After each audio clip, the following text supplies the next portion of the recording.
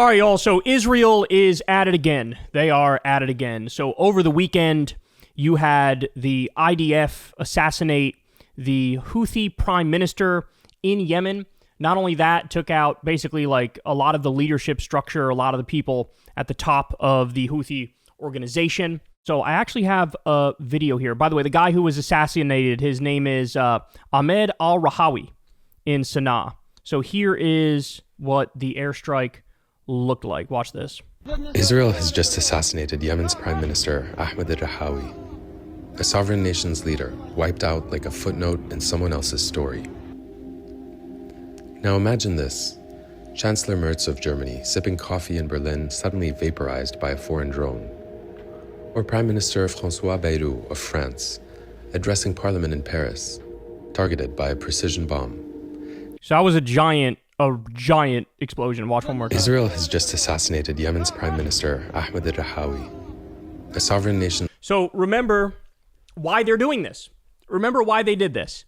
When Israel started doing their genocide and ethnic cleansing in Gaza, there was one nation, that stepped up. You had the Houthis in Yemen decided, we're going to try to make sure no ships get to Israel and we block trade with Israel in the Red Sea. And the reason why we're doing this is because Israel is massacring innocent people in Gaza on a daily basis. And they said, look, if they stop it, we will stop blockading them. If they stop the genocide, we will stop blockading them. And then when we had a temporary ceasefire under Biden, they stopped during that ceasefire. They allowed ships through. But as soon as that was over and they went right back to murdering Palestinians, then the Houthis again clamped down and blockaded Israel to try to block stuff from going to their port. And it, honestly, we've said this before. I'll say it again. It should have been the UN. The UN should have been the ones doing what the Houthis were doing.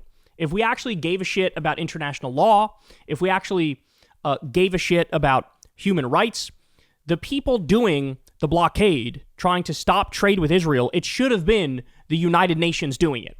But they didn't. So the Houthis stepped up. The Houthis did it. And because of that, you have Israel saying, all right, well, now we're at war with the Houthis. And you have Netanyahu, he brags about being involved in a 7-front war. He brags about that.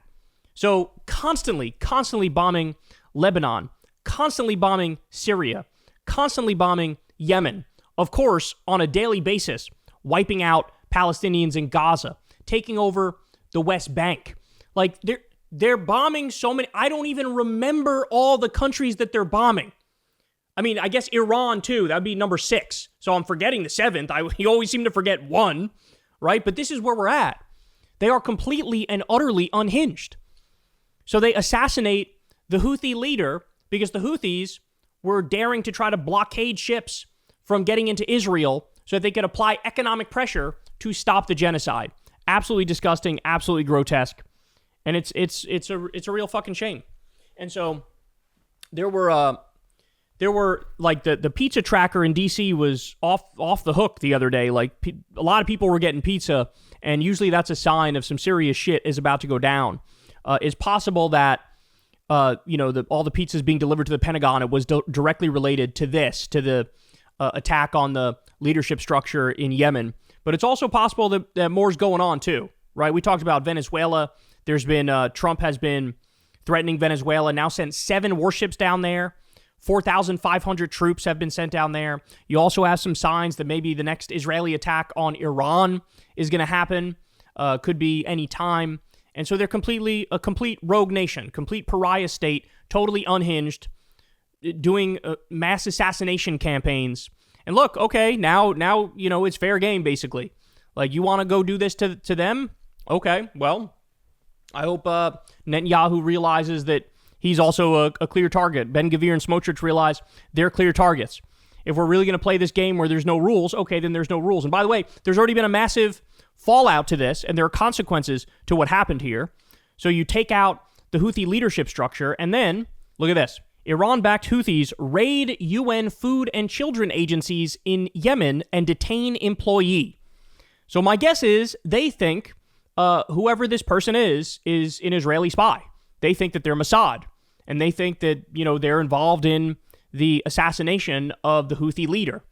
And so now they're, holding the UN responsible for it.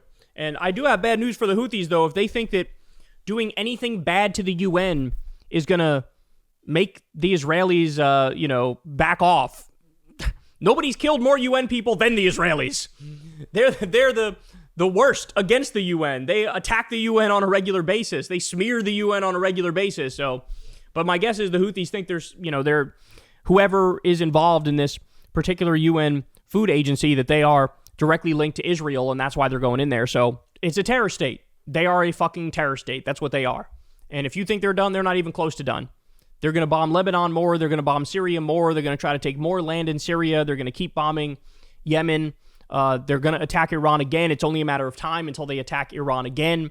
They're going to complete the genocide in Gaza. Now the U.S. is talking about building luxury hotels in Gaza over the skulls of dead Palestinian babies. They're going to take over the West Bank because they've never been stopped. They were never told no. International law was never applied to them. And now here we are. They're a fucking rabid dog. And on a daily basis, they escalate further, bomb more people, start more wars, create more bullshit, and then we all have to sit back and take it as people pretend, oh, they're our top ally. Really? What the fuck have they done for us? From where I'm sitting, we give them endless money, we give them endless weapons. They have universal health care. We don't, and somehow we're subsidizing them, right? And all they do is start shit with everybody in the Middle East, and then we have to go in there and fight their wars for them? What are we talking about? This is insane. This is insane. Insane. And everybody should be speaking out against this. But unfortunately, the Republicans are just totally bought and owned by AIPAC and the Israel lobby. And on the Democratic side, a lot of them, 70, 80% of them are also bought by the Israel lobby. And so you only have a handful of people who are going to go out there and tell the truth and going to go out there and oppose this. And so instead, we just sit idly by as war crimes are committed with our money in our name. When, I don't know about you, but I want nothing to do with any of this bullshit. I want nothing to do with it.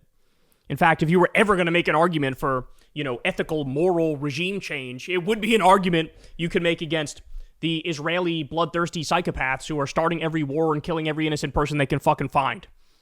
But here we are, another illegal assassination. And this is very similar to what happened with the attack on Hezbollah, where they took out, the top leadership structure there. And they're just going to keep rolling on. They're going to keep rolling on. And they won't stop unless the world makes them. And the way the world would have to make them is to cut off all economic ties, completely isolate them, make them a pariah state, and make them collapse under their own weight. That's the only way out. Hey, y'all, do me a favor and like and subscribe. It helps out big time in the algorithm. Click the bell as well for notifications when videos drop. And watch that video on screen right now. You know you want to.